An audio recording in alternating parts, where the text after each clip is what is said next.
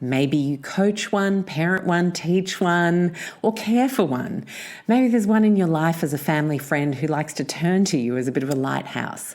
That is what we're talking about on today's show. Maggie Dent, hello. Hi, Alex. Great to be back to chat. I am so excited. Do you know you are now officially the first guest in nearly 400 shows that I've had on 4 times? Where's I'm my gonna have, medal? Come on, I know Alex. I'm gonna have to think of a No, do not give me prize. a medal. I do not need to be rewarded. I just need to be acknowledged. Thank you very Yes, much. you are one of our absolute faves in terms of like if you look at stats or the amount of messages that I get after one of our shows, we Oh, all just feel like you help us take a deep breath on this yes, parenting journey. And I know yes. that's what you want for everybody. Yeah, that's So, absolutely it. yeah, There's yeah. absolutely no perfect in the parenting space. And I think sometimes, because I'm so old now and my boys are all parents and everything, and they still muck up. And I just reassure everyone, right? There's no perfect human on earth. Mm-mm. But At we have it, anything. yeah, Yeah. yeah, at anything, at any age. And that's why I love that. That is the feedback. Although every now and then I get a really powerful one that makes me sob, Mm. because I've come across someone whose mum died when they were young before they had children. And they reckon I sound like their mum. So I've actually got a, unofficial title of unofficial like grandmother of Mm. Australia, in a way. And that would be the best. I don't want to be the parent expert. I want to be Yeah. your comfortable, grandma you can have a cup of tea with and we'll have a laugh and a cry. And we might come up with some suggestions, Mm. even though I know the science behind everything. Yeah. Who wants science when you've got stuff going down? Like, who wants Yeah. research? Mm. Who wants to know, look, what are some other options? I tried that, tried that. You're like our adult blankie. That Now, tastes I like want to actually, chocolate. yeah. I want to start with a situation that came up this morning. I love it. So get a text from son when I'm coming back from my walk saying, Mum, I've forgotten my uniform at home. Can you write Miss Williams an email? Sorry, Yep. Miss Williams, I'm How dobbing you old is in. he? He's just turned 15 and Okay, he cool. is on the mild spectrum of ADHD, manageable by lifestyle. Now, as long as we keep that kid moving, he's pretty good and eating well. So, but I did want to add that in there because while I'm not a huge fan of like labels and concessions and like using them in parenting, at the same time, it's good to kind It of can be know a factor. it can be a factor. Thank you. So, I have been trying to gently release into, well, now this is your consequence. Like you actually have to get used to that. Oh, I'm a little sweaty under the collar because I've forgotten something. And I think Miss Williams is going to get a bit mad at me. And mum's not going to be here to rescue me because he's not going to be able to write me that about forgetting his presentation to his boss in the third quarter when he's, in. So I'm really trying to build the path for baby steps and getting in trouble for forgetting a uniform comparatively as a 15-year-old. I'm thanking my lucky stars that that's what we're dealing with. Oh, absolutely. Okay, So, so that's a really, really important message. Now, mm, despite the fact that our boys are more prone to forgetfulness and mm. disorganization, because, when the brain pruning happens, it prunes off stuff that you're not using. So they weren't using it as much as. Mm-mm. So Yeah. he's also 15. Now, if he Mm, was 13, I'd be a little bit more, because that is 13 and 14, that, seriously, that can be a really tricky thing. And there is so much other stuff going on. The mm, very fact that he's, reached out to you and in such a kind of non-panicky way, just assuming you'll rescue me, shows mm. there's a great connection between you, which is Oh, also a good thing, mm, right? But you're exactly right. It's really interesting because my blog this month that I've just put out is why we need to let our kids fail as adolescents. mm-hmm, So absolutely, this is not you. So every time we swoop in and rescue them, they do not grow in their capacity to navigate those ups and downs again. And it mm-hmm, is what resilience is. It is what grit is. We go, but how we handle it when they come home, mm, you've got the text message and you just basically, oh, unable to get there. catch you tonight. Lots of love. Now, in other Mm. words, I love you, but guess what? So Guess what? that is okay. Oh gosh. So I'm going to preface what I'm going to say next by saying my husband was completely fine for me to bring this up and see what you said. So that was what I was going to do. Send him a text and say, sweetheart, Yeah, I can't get to school. yeah. I'm You'll sure be Miss fine. Williams, you'll Yeah, be fine. Um, my husband happened to have the time off this morning and took he had packed it all. It was right there next to I know. it, I just beautifully forgot it. ready. Just forgot it on the way out. And he took it into school reception. Okay, so that in itself I see is also a positive. Can I tell you Yeah. why? Is that most teens over the years, but also even dads today, tell me Mm. they feel they have to come down really hard on their son Yes. because they want to make Mm. him not make mistakes that I made. So the harder we are, the tougher we get. When in actual fact, it's the opposite with a dad. When the Mm. dad turns up tender-hearted, when the dad turns up in a softer way, oh my God, the difference it makes in boys, because boys will turn that into shame. And I Mm. have worked, tragically with boys who have contemplated dying by suicide because they just couldn't cope with this tough dad who never showed that he loved them. So Oh my both God, of you're you, gonna make me want to cry. We've only you're just you're started. both winning.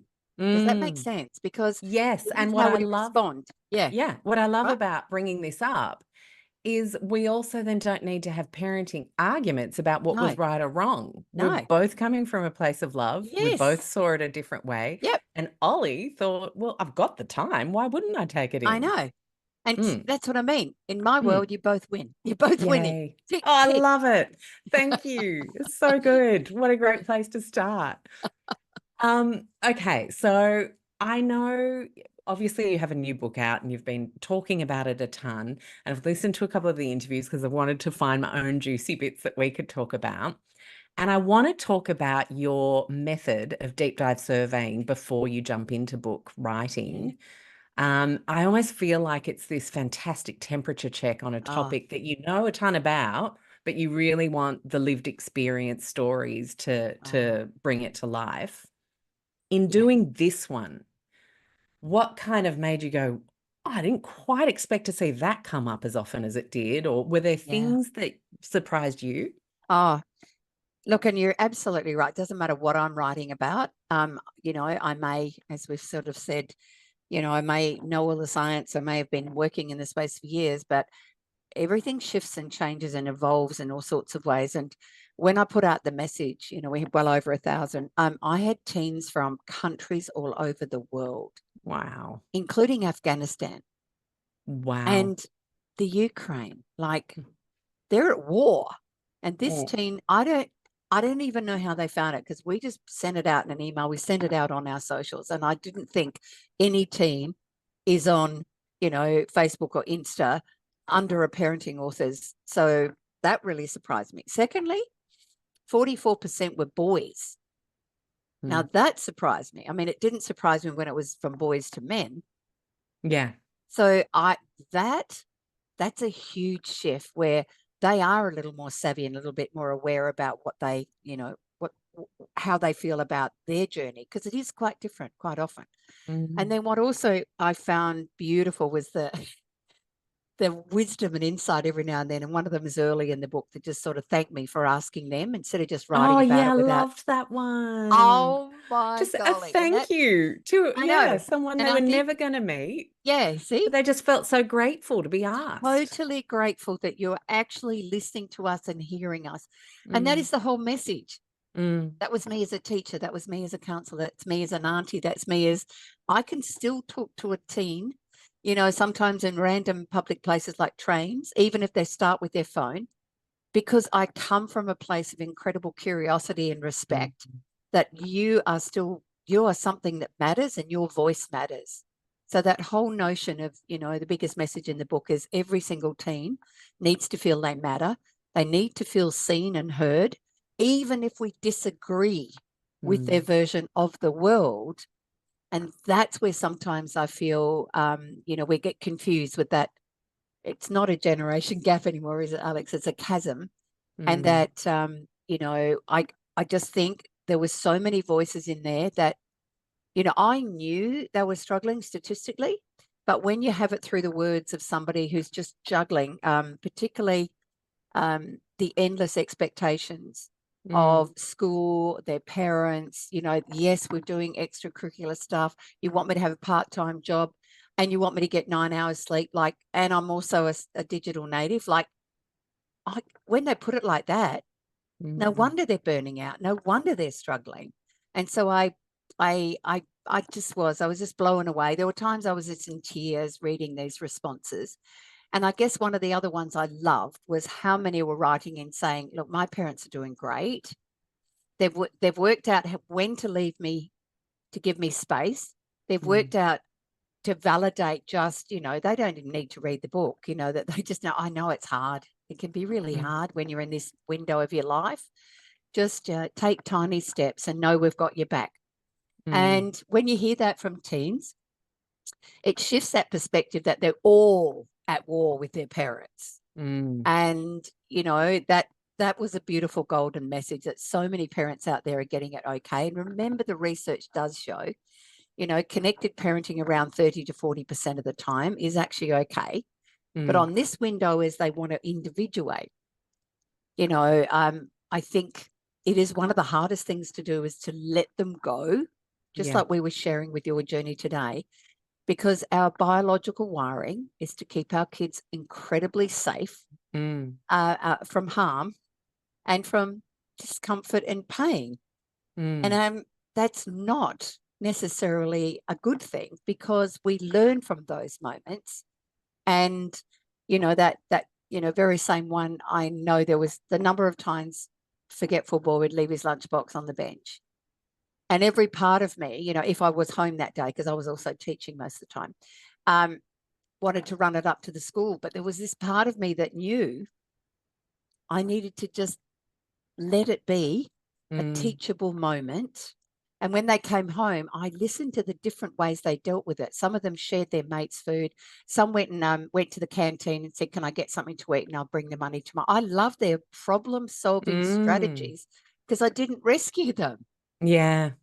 Yeah. Yeah, I enjoyed a bento packed lunch myself just Yes. last week.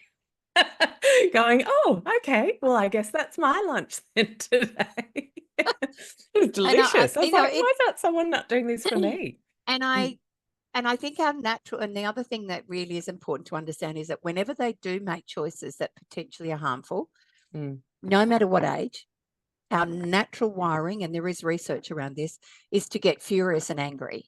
mm, And I had a memory while I was kind of putting it all together that once I went to visit someone in Perth. So I'm a farm girl, so I'm not really good in the city. And she lived and we were staying with my brother who lived on the other side of the river. And I lost my purse after I'd spent half a day with one of my girlfriends that had moved to the city. And mhm. I knew where they lived, but it was like a 8K walk. They were good country girls, says, I just walk it. Well, they had the police out looking for me. Oh, They had all sorts of things going on. And when I got there and I walked in the door, I thought, oh, I'm here. And I thought they'd be so happy to see me. My mum nearly ripped my head off mm, um, because she's been stressed out of her brain. mm, And that's kind of a really important thing for us to understand as we go into the adolescent years, because their limbic brain and their capacity to react is going to be far more volatile than even the touchiest toddler. mm. And so it doesn't end well, and it can be the thing that damages that The relationship bond. of, are you my safe base? Or if Mm, you rip into me like that when I just was trying to do something, then I obviously don't care. You can't love me. gosh. And it's like every parent's worst nightmare, the Every idea that their parent's kid worst. wouldn't feel safe Yeah. with I them. keep talking about cool the glitter in the glitter jar before we come to any of the things that, it doesn't matter, failed report, Mm, lost blazer for the third time in one term. All of those things are moments we can forget things, yeah. and I think I was a really good mum because I'm a bit forgetful. And when I did, or else I did something really crazy, I really exaggerated it in the house. And I'd Mm. go, you cannot believe what your mother's done. Yeah. And I that really point out our failures a lot so at the moment. important, Yeah. Alex, because then Mm. we're easier to come to. Mm-hmm. And it's still the case now. The boys will, I had a really big muck up and accidentally poured half a cake mixture on the floor. I might have shared it on socials because it was Yeah, so yeah. hilarious. And the boys all started sending all the muck up moments. They remember the cake without the sugar, and they remember, and so it ended up really quite something quite funny within the family WhatsApp group. It was all the muck ups mum had done. So isn't that a comfortable space? Mm. And that's, I find probably, and this is more when we focus too much on getting the high grades and winning the awards, whether it's dance or it's soccer or it's basketball, whatever it is, we want them to do the best they can. Mm. But do you know what? I think sometimes we have to let, participation and having a go, we need to celebrate that as well, because you can fail an exam at any point in your life and still end up living a meaningful life. Yeah. And it did come up quite often. My parents' expectations around high grades are Mm. suffocating me, are crushing me, are making it hard for me to sleep because they Oh. don't want to let their parents down, Mm. right? They don't want to muck up. They don't want to disappoint them. And I think sometimes when we are comfortable with mucking up and comfortable with disappointing ourselves, we can make it Mm. easier in that space. Yeah. And to that point, if your child, let's say, has articulated that they have an academic goal and they're extending themselves, would it be healthy though because I just don't care. I just realize how much of life happens once life starts happening outside of that first 18 years. And I'm It's like, called just age wisdom. Yes. show up, build character, create some consistency around the things that matter. And if you do great by Yeah. someone else's metric, great, but you're doing great by doing those things. Yeah. That's all I care about. Yeah. And do And you of have course, yeah, reliable social connectedness? That's the other part exactly. to the protection. But you're right. Yeah. Yes. And but like recently he said, I really want to get X average grade this year.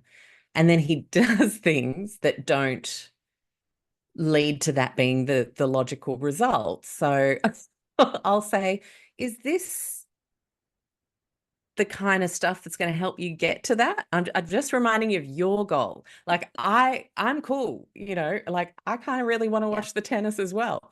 So Yeah. I so think is it having, okay to remind them of what they've said they want to achieve? Because I oh think gosh. sometimes it's nice to say as an Yeah. idea that you want to do something as a kid, but then the actual hard work Yeah. has to come in. Yeah. He's 15. Yeah. Yeah. Let's So just watch the tennis. there's a massive amount of brain growth that's going to happen in the 16, Mm, 17, even though not as significant as girls in that window. Now, we do know that having aspirations and having dreams and goals are incredibly healthy yeah. until they're not healthy. Mm, And what you've just done is, yeah, that's, did you put enough, preparation into that exam? Do you reckon? I'm just mm, curious if you thought you covered it, but I think, you know, how do we know to? Because mm, we tend to know that it's more our rooster children, our alpha type A alpha kind of people yeah. who that can become really unhealthy. And Mm, it can be girls and boys, and yeah. I came across that in the research for girlhood and from boys to men.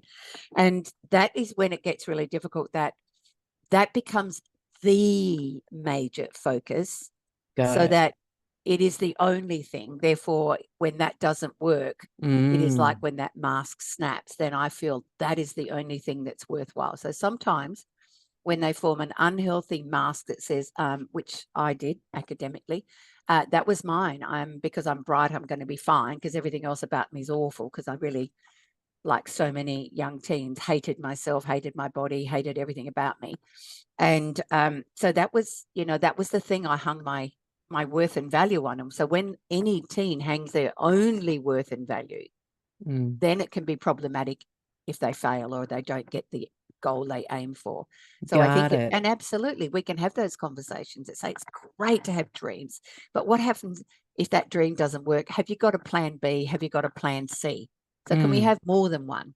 Yes. So that So doesn't we work. want lots of Yeah. baskets on the Yeah, we go. want lots. Mm, Yeah, not all eggs in one basket. And, mm, it's just really interesting how powerful metaphors can be, particularly for boys. You can be hmm. quite logical and rational with a girl who's actually going to go and, she's probably already thought about it in great depth because they have this different capacity for processing, and they're often a little more mature at that, well, quite significantly more mature under Yeah. 16.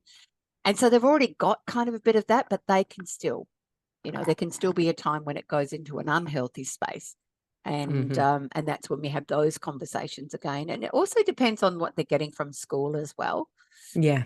Some schools, I'm loving there has been a significant shift where Mm. some of our elite schools now are much more focused on well-being than they used to be, Yes. Oh, right? I When you can put feel it at our well-being, school.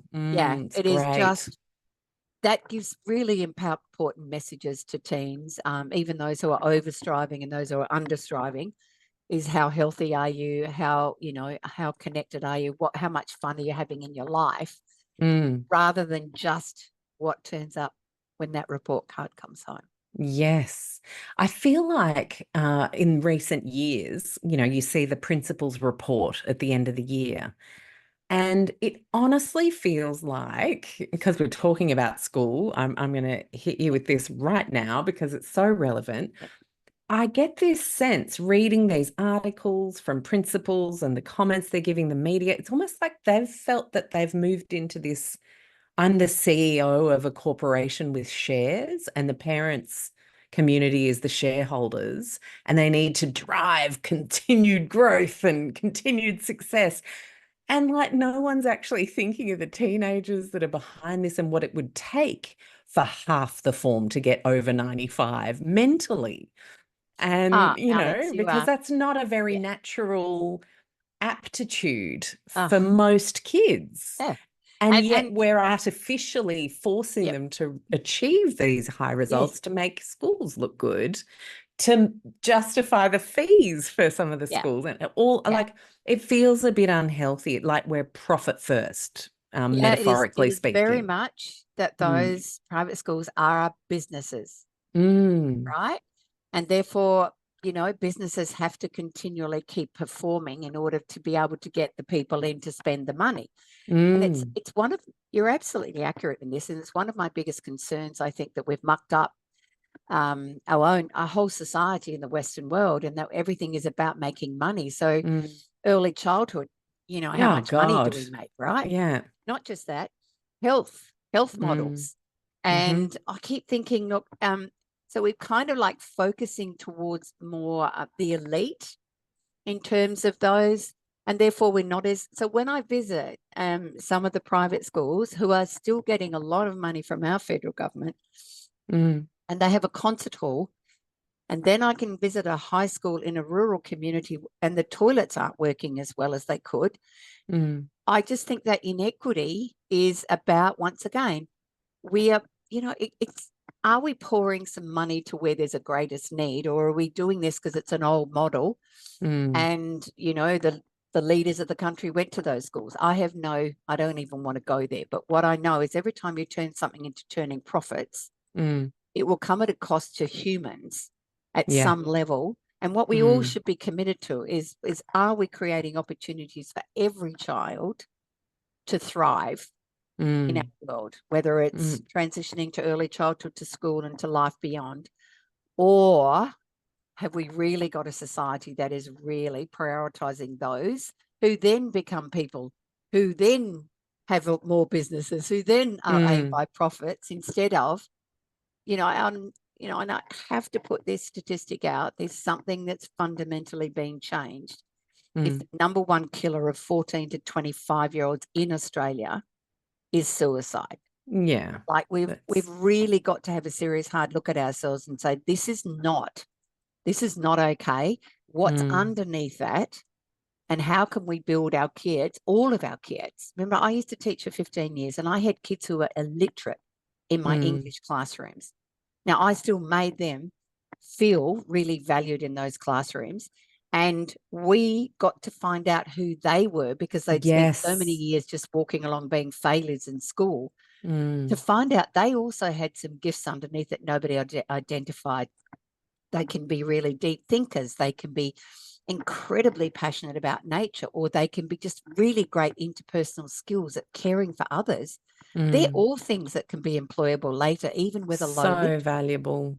So I Mm. think we've got to shine a lens and say it's not just academics that's going to find you meaning in life, but Mm. everyone has a different strength base. And are our school systems creating opportunities for all of those things to be identified and nurtured rather than just that, are you captain of the rugby? Are you the leader in the school? And one of my boys, I thought this was really insightful, my third son, who will proudly tell his brothers at every gathering that he got the highest grades in year 12. He just likes to remind them.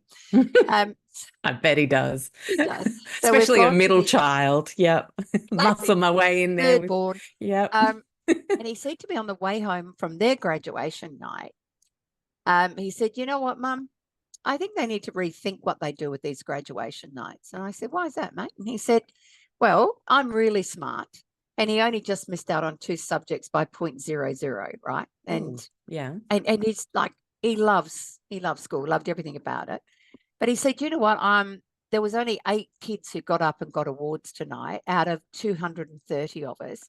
And I'm coming home, and if I wasn't, as comfortable with myself, I'd be Yes. coming home feeling like a loser. I don't think that's a good idea when we've just Mm-mm. finished 12 years of schooling. And I went, so right. 100%. So right.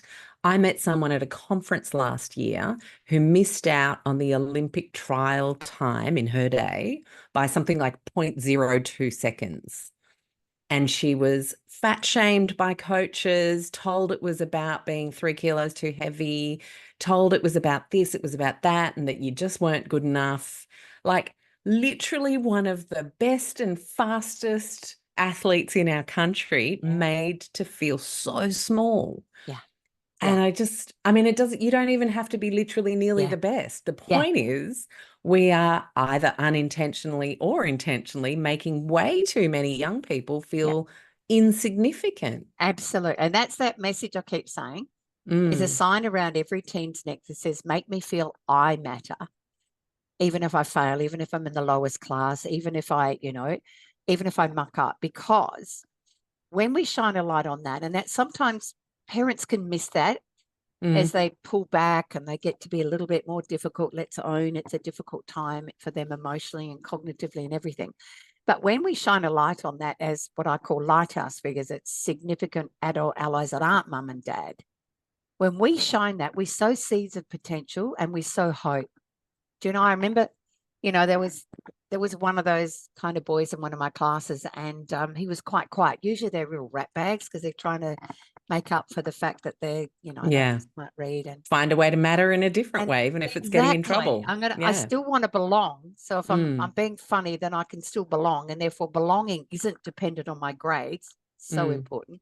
Anyway, and we um we showed a tricky video that was actually a stylized, well, it wasn't even a video, it was a reel to reel. That's how old I am. Those projector things, that's really old. And it was about dots and Mm. different dots moving around in different directions. I said, so what do you think this might be about? My brightest girls in the class had no idea. And this boy, who could not write and could hardly read, put his hand up and said, I reckon it's about color prejudice, where some people think they're better than other people because of the color of their skin. But I don't think we are. Wow. He said, I think we're all one. He was 14 and completely illiterate. From Hmm. that moment, like he would contribute such depth Oh, to I our just got conversation. goosies. I know, right? Oh, Unfortunately, when he left our classroom, because I was really very much about relational safety and inclusion and building relationships like within the classroom so that everyone got on in my classroom. And he left school at year 10 and struggled. And I ran into his mum many, many years later and I asked how he was. And she said, how things had been really hard. He'd started drinking and then he'd got into marijuana, ended up with a mental health condition. And his name was Matthew. And Matthew took his life at 23. And it was like that has been a fire in my belly since then, because you had there to was write this book, somebody didn't you? our Wow. world, our world missed something special because of our system. And Something really special. he just had this wisdom, which we had no idea. His mum had no, she was a solo mum. She had no idea where it came from either, but he just was a really special human that didn't survive, but the systems in our world, you know. We've just got to help them matter, realize that they do. He mattered for 12 months. Yeah, wow. It's such a call to arms, isn't it, really? It is. Absolutely. Every adult, I know they got their phones and I know they don't always answer you. I don't even look up. But every now and then, if we can just keep acknowledging we see them or saying hello, even if they don't say hello back, or wherever we are, just smiling at a teen who, because that world they're living in, because of all those changes, is full of stress. They are so confused, and the swirling, combination of, intense emotions, and the inner critic makes it even more negative being inside that body. If we can come with more compassion and kindness and shine a light in that darkness, I absolutely believe, Alex, we can shift that horrible statistic. I do too. We used to be wired in traditional communities that your journey to adulthood, you'll be surrounded by mentors, by adults who would go, hey, I'll just give you a hand with that. Do you want to come and help me with this so we can learn this? You were never on the journey on your own. Never. And yes, we individuate from our parents, but we still need them. And that's why the safer that base is, the more significantly positive our kids' chances of getting to the other end. But the whole world has just gone, oh, it's not my problem. They're not mine. And I think the harmful side of social media is it pulls them into that digital world where they are being marinated by harmful content because of big tech, right? So they get even more disillusioned. That they're living in a world they want to be in. And that's, when I've worked with teens who've attempted to die by suicide, so often they say three things. One is no one cares. Two is I don't matter. And three, the world would be better off without me. We can fix those with connection, with hope, with laughter and lightness. Like, it's not complicated. Sure, sometimes it's hard to do when you've been spoken to. When you've been spoken to in a way that isn't of somebody who has the cognitive capacity to speak like that. Like, if you get a mouthful, we need to know that one of the reasons you're getting it is because you're a safe person. Yeah. The school's probably not getting it, but you're getting it. And therefore, it hasn't been intentionally to hurt you. It is a need for me to express big stuff that I'm struggling with. It's the same as a toddler. And that, we'd love it if 20 minutes later, when their glitter jar has settled too, they come out and say, gee, Mum, I'm so sorry I said that to you. It's really disrespectful and really unkind. It probably really hurt your feelings. So I'm really going to work on the way that I can speak to you in a more positive and respectful way. The cognitive capacity is not there till the mid-20s. No chance. And we know there are adults who can't do that after they've spoken disrespectfully. So I think, when we can see it through that lens, I know it's really bumpy, particularly that early window, and that they are psychologically fragile, not psychologically robust. Yes. That any one of them can suddenly just flip that, what I call the emotional barometer, over into, complete dysregulation. And that's why the self-harm numbers have gone up. They are, both boys and girls now. And what it is, by hurting yourself, you actually trigger the nervous system to reset back to normal. Right? Well, guess what a vent at mum is as I come in from school? It's also me resetting a nervous system.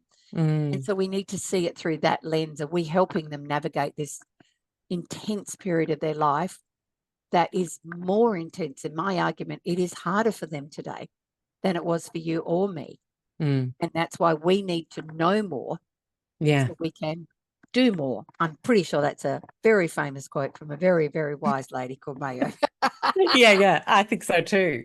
And so like, and it can trip you up, right? Because the bolshiness, the escalation of bolshiness and confidence, it's not actually real. It's like No. almost a coping Yeah. mechanism. It's a coping And mechanism. in the past, parents would have thought, well, I'm not part of the Oprah generation. I didn't get all this self-help and all these wonderful counseling insights that we can get on a 90-second reel or a 5-minute YouTube with Maggie these Yeah. days. And so they would have maybe thought, Yeah. I need to escalate with my discipline to Yes. rein this behavior in. But when we start to see it as a cry for help, That's it. or a Yeah. nervous system regulation. So teen goes a bit nuts at your face. What do we do next? Okay. So remember the glitter jar. That's the first thing. Mm, Everyone's fired up by it. And so we need to really stay as calm. It's the same with a toddler. The calmer we stay, the less likely it's going to further escalate. And then mm, we just pause in that moment. They don't tend to stay around once we're not escalating it. They tend to go to that, usually to their room. You'll get a slam door. My my recommendation is knowing that 20 minutes is a good time for that to happen. When I've worked with teens who have, seriously said some horrendous things or, whatever, mm. um, is that they actually feel really bad. And so 20 minutes, and that's when I often go down, and I did with one of my hotheads, tap on the door, wait till I'm allowed in, like 20 seconds is a good time. Open the door and just put in a hot drink and a cookie or a biscuit, shove the dog in and shut the door and come away. Love that. Shove the What I've, dog in. yeah, what I've I'm done, remembering that for when I yeah, need it. right? Yeah. Because Mm, all of those things will immediately call into, when you've been treated kindly, it's really hard to mm, stay in a nasty space. It will bring all that calmness neurochemicals back in or help them come down. And that's what we want them to do. We want them to come back into a regulated state. mm, And then you tend to find after that, sometimes, you'll get a random apology even, or if not, you'll just know when they've come out that that they're okay. yeah. We want them to know we've got their back. And that's such an important message in my book, is that Mm, we've got to tell them a million times on this journey, there's nothing you can do that will stop us loving you. We're going to have your back no matter what. yeah. And they're going to make mistakes because this is a time of Mm, impulsivity and poor choices. We made them. We're not actually enlightening you on all of them, just a few. Um, and that if yeah. anything bad ever happens, I want your Mm, first thought to be, call mum, call dad. mm, Not like many teens who said, whatever you do, don't call my parents. Now, when we have that embedded deeply in them, it is like a safe tether that I know I'm mm. going to be pulled back into something safe. The untethered teens in our world today, who are following a lot of the TikTok trends on, doing really dangerous stuff and stealing Yeah. cars and getting knives, they're being marinated in that negative content online constantly without a safe base, without Mm, a lighthouse who says, nah, you can make better choices. You're more than that. So yeah. they are being fed by all of those things into that fragile developing brain that thinks this is the way I'm going to be accepted, And validated, cool and cool, yeah. right? And isn't that sad, Mm, right? so Because they're the sad. hunger needs. That's why, and trying to get people to like me is exactly what we're trying to do in adolescence. We're trying to create friendships and bonds with other humans. And instead of doing it a positive way, well, sometimes we go the other way. So, that is such a big message. And sometimes it is a teacher at school that might say, look, if ever you get stuck anywhere, I'm going to give you my phone number. And it Mm, might sound like, oh, that's not very professional, because they don't abuse it. mm, And I have had teens who've told me that they've had a number from a coach or, um, and that they've called them, and then, mm. it was really serious and they really needed help. But you know what? That's life changing, because when you Yeah. turn up, you've changed them forever. And then they become exactly that sort of adult. But if they've Mm. never had somebody who's reached out and said, I've got your back, I'll take care of you, Yeah. then they don't become that adult. Yes, exactly. I drifted apart from the original person I chose as Seb's godmum. Yep. And it was really kind of grating on me He's got a great goddad, rounds out my husband really nicely, really happy.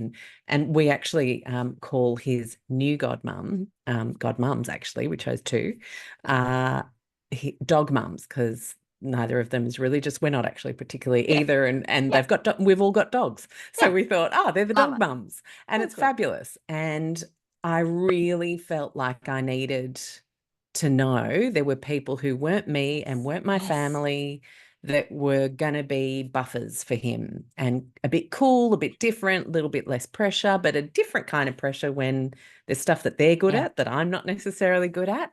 I really think spending some time thinking about this as a parent is a really Yeah. good idea. And Ah, I love that the lighthouse message is so strong in your book, yeah. because I remember being inspired by an article you wrote years ago that probably got me thinking in this way. Like, we don't have a godmum, and Yep. that's actually a big deal. Like, I Ah, need to sort that out. huge. And I Mm. just one story has come to me. It's really powerful, but it's such a good example of this, and it wasn't in the Yes. book. Because so I'd been teaching for years. I had one of my classes, a big 6'4", dude in year 12 who was really he was really rebellious. He was having some Mm. big issues with his dad, and his dad was um, a detective. And for years, every weekend he'd hang out with his dad. But then his dad bought a business as well as being a detective, and he just stopped seeing him. So he had this rage of, and also his dad wanted him to step up and be responsible, and he was doing a lot of that. So he was Like, just out of rebelling. nowhere. That sounds like it was quite an Yeah, immediate I know. leap. Like about Mm. 14, he lost his dad in terms of anyway. So he started, being a rat bag. And when he got his license, he had it, because he had money, so he had a car, but he was doing burnouts and then he was drinking. And anyway, one day he's on a skateboard on this really steep dry hill in where I was, living at the time, and went down a skateboard, and it came off because there's Mm. no way if you were Mm. sober you would not do that Mm. road.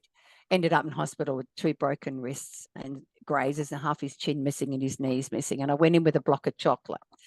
And, he just was saying to me, oh, I'll never do that again. Never do that again. Anyway, he actually attempted something similar 6 weeks later. And I told him I'm not buying him a chocolate again. That's not okay. It was a bit of a joke in class. Yeah. Anyway, so he's left school. I haven't been in touch, but in a country area, where people live, and in Yeah. Yeah. phone numbers are in a phone book. And I get a phone call this afternoon. No, it was quite late in the afternoon on a Sunday.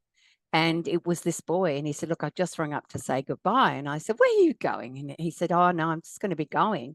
And I just presumed he was going to travel, but every cell in my body. Anyway, so I leapt in the car, and I can still remember it because it was in the afternoon. I don't even think I had a bra under my t-shirt. Like, I just leapt in the car with my tracksuit pants on because I've got little kids, and Yeah. I drove to where I knew he was, and I've come running in, and he's in a fetal position on the floor with 2 different means of ending his life, and I've wrapped myself around him and hung on to him while he cried. And anyway, after he cried, he said, I just can't do it. I'm never going to be the man my dad wants me to be. And I said, you know what? I think, can I call your dad? There's a paddock out there. I want you to tell your dad how these big feelings are for you. And he's going, oh, no. And I said, no, you can do this because I know your dad, and I actually know your dad loves you. Anyway, so we called it. The mum came too, and I had to keep her in the house. And so these two walked round and round this cow paddock. And every now and then there was shouting, and then there was silent walking, and then there was more shouting and more shouting. And then at some point, we were just sticky beaking out through the curtain. They were in each other's arms, both sobbing. And, it was what is really powerful is that is sometimes, when we own our truths and our fears. Dad needed to own his so that his son could Mm. hear his. And sometimes, you don't get that with counseling one-on-one. Sometimes No. you need that real space. And Mm. he has been in touch over the years, and he's a dad to a couple of kids, and he's a really, I bet he's a great dad. he's a great dad. But can you see once again, like and I've worked with a number of boys who've said that the same thing, like their dad's that alpha male, but the boy's actually not the alpha male, doesn't play footy, not into racing, not into anything, just constantly shamed. And that's the big toxic thing Mm. that when we shame our kids, which again is a bit like behaviorism, when we punish you, you should get better. No, when you punish them, you actually can destroy their sense of self even more, their sense of self-worth.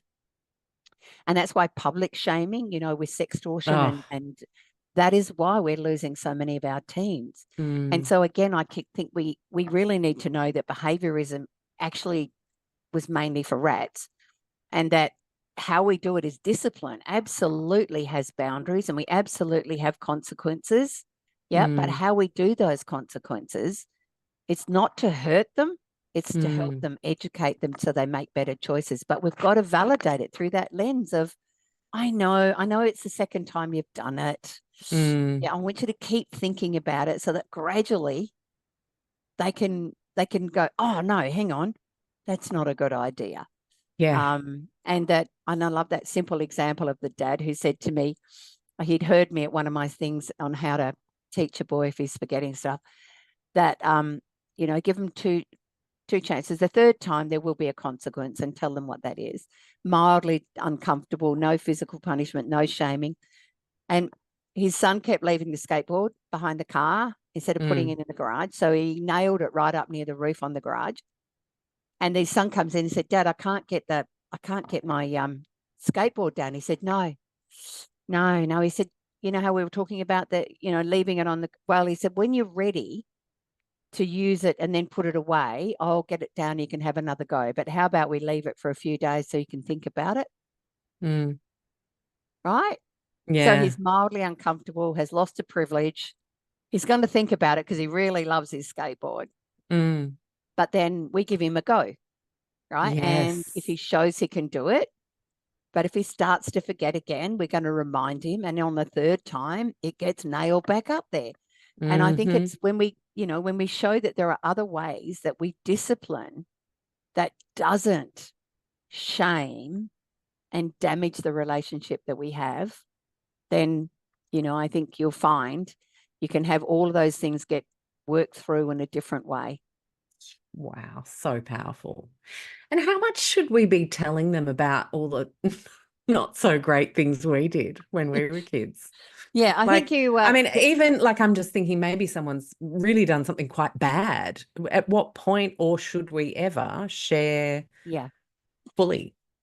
I think it's whatever it was at whatever age, that's the first thing. So if you've, done something really stupid as a 14-year-old, provided it wasn't completely, illegal, hasn't been caught, Mm. go for the minor things. But when they're in their 20s and stuff, you can have those big chats around a dining table that may have been more big. But there are times, I think sometimes, yeah, I think some things need to stay inside Mm. us. Aren't Yeah. we glad we didn't have social media? So it's actually not a video of it anyway out there. Mm. Right. Yeah. So I think sometimes Yeah. some things should stay in the past and not be brought into the future.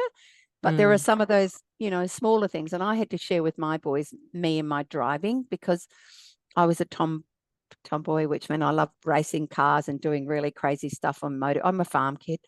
And I once was racing boys. So I didn't actually go after netball and hang out with girls. Mm. I went with the boys, and we were racing these old bomb cars in a paddock, and one hit a rock and I flipped it upside down and it came back down and landed on my foot, and I blew my foot up and I had to call my dad and get me to the hospital. And, I told them, like crazy choices. But do you know what? There was still like this intelligent girl who did well cognitively. Like 18 months later, I'm driving with a license, a friend home from studying, and she lived, like 30 Ks away. And on the way back, there's this salt flat, like really flat, straight stretch of road. And I just thought, I'm going to see how fast Dad's car goes.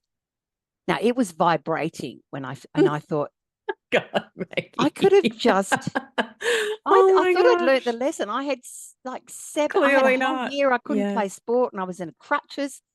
I still hadn't learnt the lesson, and I'm a female, and we Mm. assume we learn better. I was still the hothead who thought in that moment. And so, in actual fact, my boys have been very cautious drivers. So, Mm. So yeah. So, maybe can you sharing a see? bit of detail on that was Yeah. like, I I'm could not not going to do believe. that. I think what I'm getting is uh, we can share enough so that they know that sometimes it's just totally natural to not get Yeah. it straight away. Yeah. That you mucked up and that you Mm. didn't do it again, Yes. or Okay. that I learned a big lesson from Mm. that.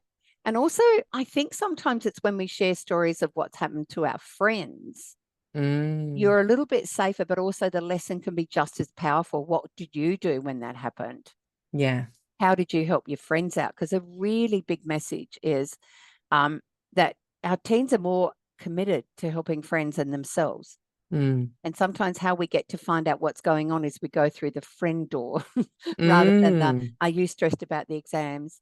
No, you go through the friend door, which is, the other reason why I recommend picking a lot of teens up in a car, legal amount, and just drive the long way home, because you will find out all sorts of things because they forget you're Yeah, driving the with kids car. just sitting there chatting in the back. You'll hear all the Yeah. goss from school and you'll get a sense of which teacher, maybe a lighthouse figure. And I want to throw one other thing in because I was reminded of this just recently. When you've got a really good lighthouse figure in the school environment, whether it's one of their favorite teachers or a year coordinator, Mm. and like, let's say that your son or daughter is just not doing their homework and just like not really completing, and you just know that nagging's getting worse, Mm. connect with them in some way, even if it's a quiet chat, after school, or maybe you might send them an email. Are you able to? I just want to let you to know this is happening.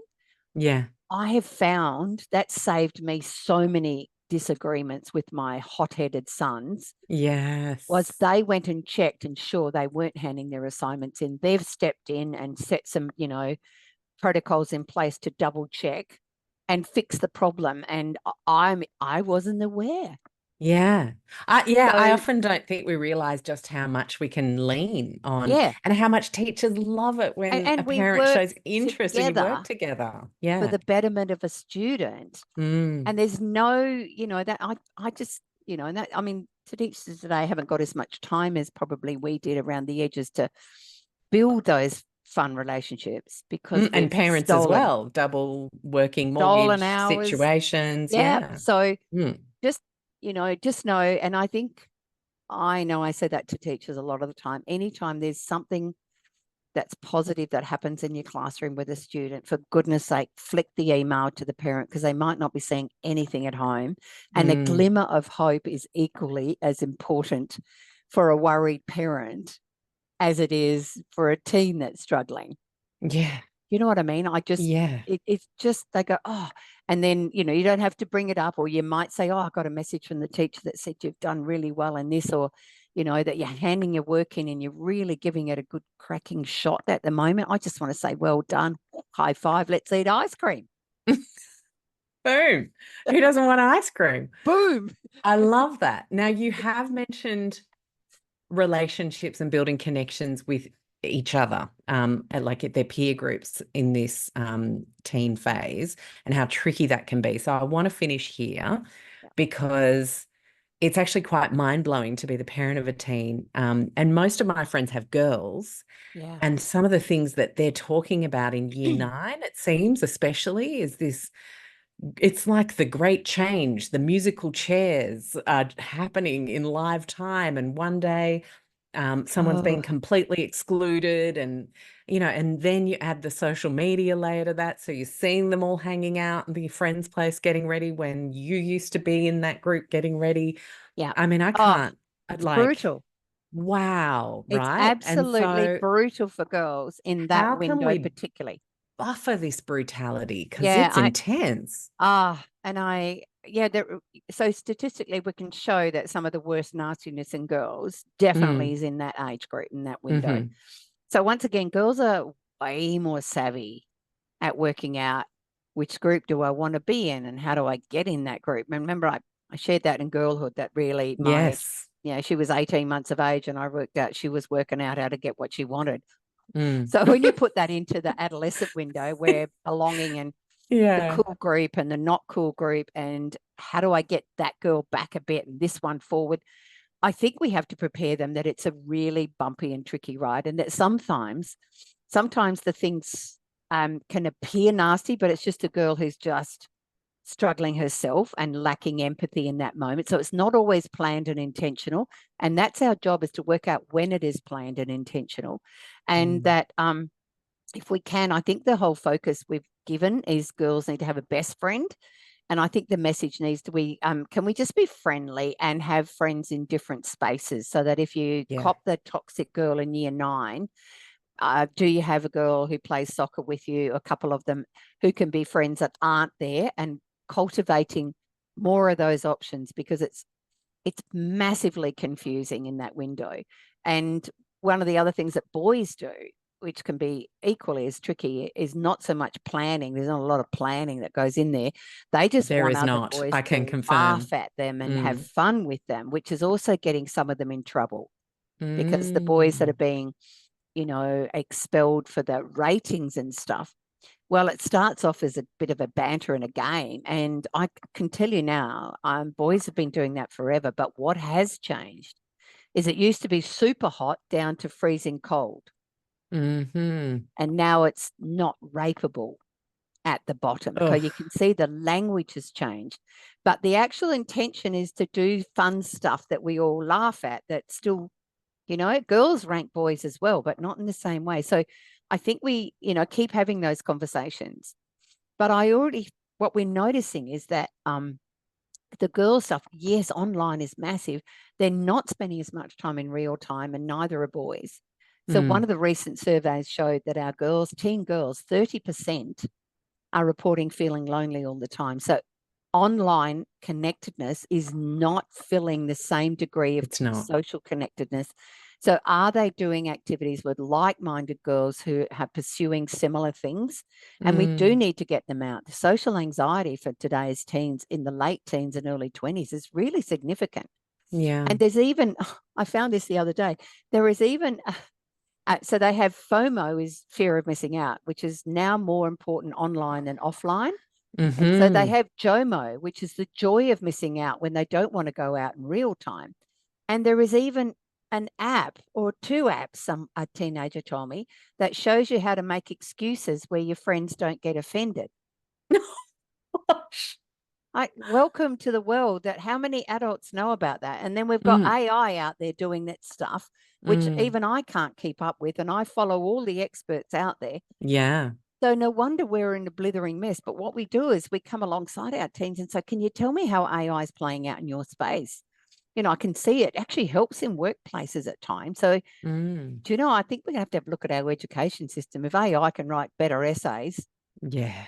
what the heck are we trying to, what? What are we You know what trying I to mean? do? I think we should Yeah. be teaching us how we can recognize the fakes and the harmful possible content Mm. online, and how I can use AI in a positive way, Mm. rather than just saying, oh, don't do it. No, I'm going to explore how it can. Oh my God, I do not. Like I I said, know. It's a now you whole can get new an kettle of understanding fish. why it's a chasm, Yeah. not a generation gap. So that's why we come alongside them and say, can you tell me, can you check my Insta and just see if my privacy settings are okay? Or Mm. what is it about location? Why is that? Yeah, and are you sharing images that can be copied by these creeps that are putting disgusting? Are you at? And so then we start to have a conversation like us together as semi-grown ups, Mm. because you do not know as much Yeah. as they know. And we want both of us to have pleasant experiences online and not to be harmed. Yeah. And I think that's so key, Maggie, in it.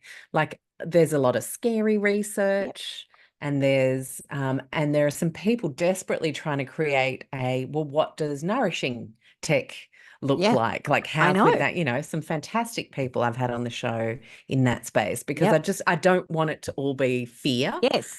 No. in this turbulent social time already, to have Yep. this layer on top. So like something I'm thinking about a lot, especially since I saw this 14-year-old boy in the local park just next to our house, playing on the kiddie equipment on his own on a sunny Saturday. And I was like, well, where the heck are his mates? And I'm You know like, where they well, are. They're gaming.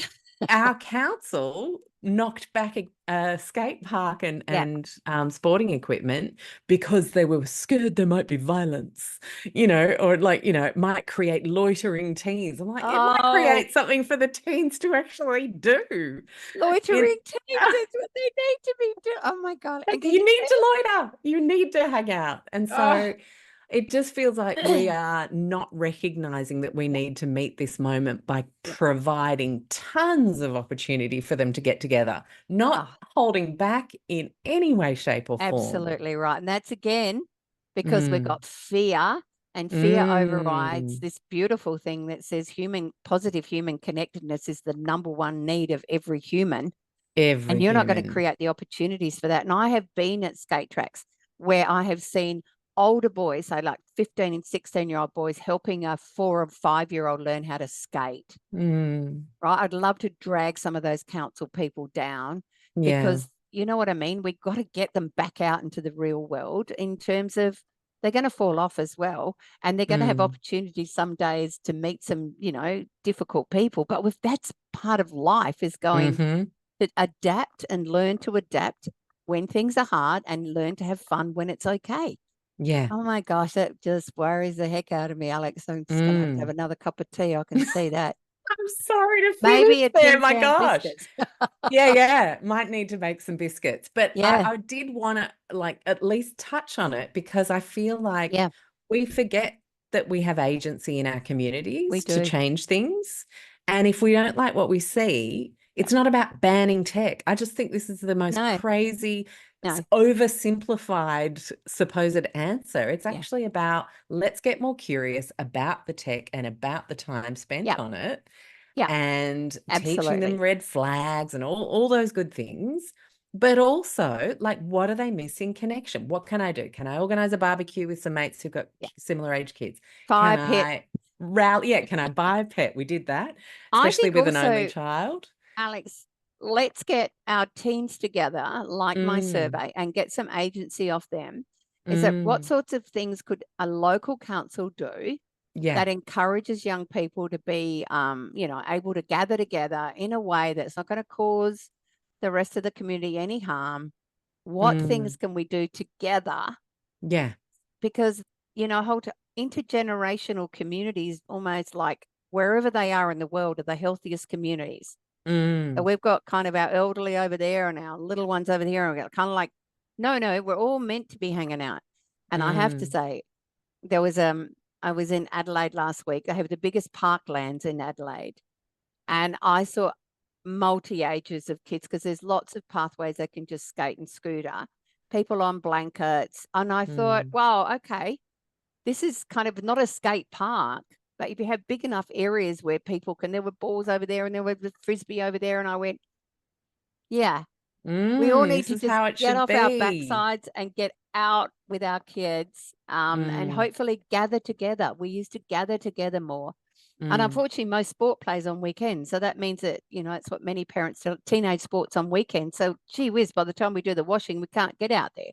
yeah, Maybe that's too it. much organized sports, not a good thing. Mm.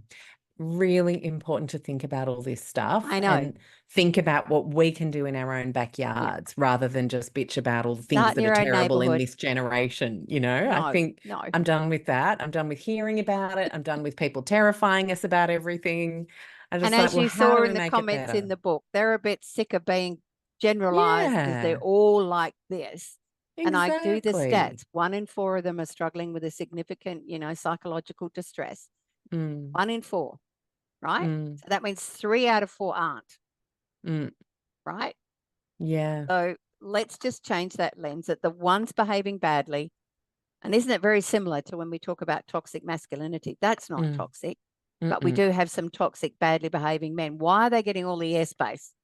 So mm-hmm. when we show what teens are doing in a positive way, and there are so many awesome teens out there, not just in our elite schools, in all schools, creating Yeah. projects and participating in things, I land on hope that we can shift that awful statistic, Alex, and that Mm, it comes from humans caring, and that we're not going to let chances go by when we can shine some light into the life of a teenager, because you do not know what darkness they may be living within, despite having a mask on. Thank you for being such an amazing example. I think this book is such a good contribution to the world, Maggie. And My last, Alex. I know. Well, that is a last Parents, don't hurrah. shut the gate.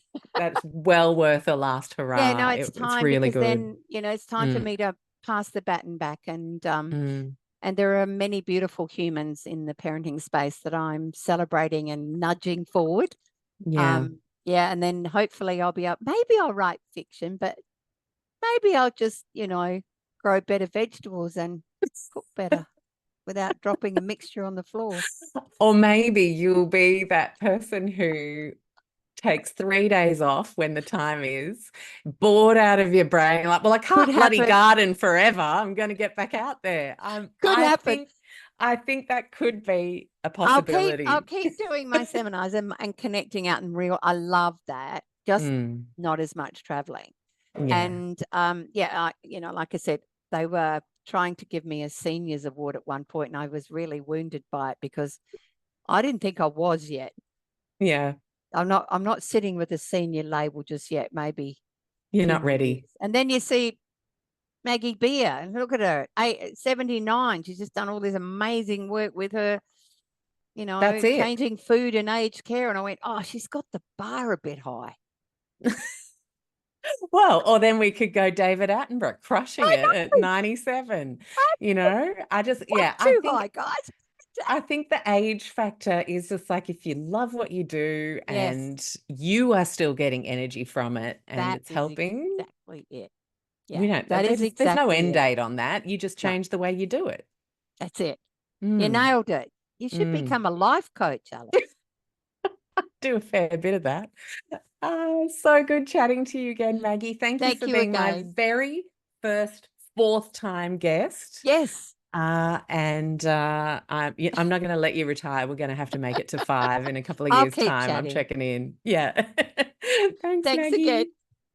I hope you loved today's show as much as I loved bringing it to you. I want to remind you that if you are someone who craves a low tox community that is judgment-free, full of empowerment, has health professionals and building health professionals that can support you, as well as me in there answering questions multiple times a week, I want to invite you to join the Low Tox Club. For the price of less than a cup of coffee a month, you have an annual membership for $49 Australian, so it's about $30 US or Euro, that allows you to have a member masterclass every single month with a health professional or global expert from the podcast, where we have them to ourselves for an hour to ask questions and deep dive further. You have the beautiful supportive chat group. You have Q&As with me answering questions. We read books and talk about them, and a whole bunch more. You can head to lowtoxlife.com, hit the explore tab, and join the club is the very first option on that list. Of course, we have over 10 evergreen courses that you can jump into anytime, whether it's navigating everyday low tox swaps with our Go Low Tox signature course, whether you have kids and you're wanting to know how to best support them with our Low Tox Kids course, whether you're planning a family and looking at a healthy low tox preconception journey, reducing inflammation, especially the chronic kind, with our Inflammation Ninja course, many other courses. You can again head to lowtoxlife.com, hit the courses tab, and you'll see all of the options, which includes a business course, my Low Tox Method program.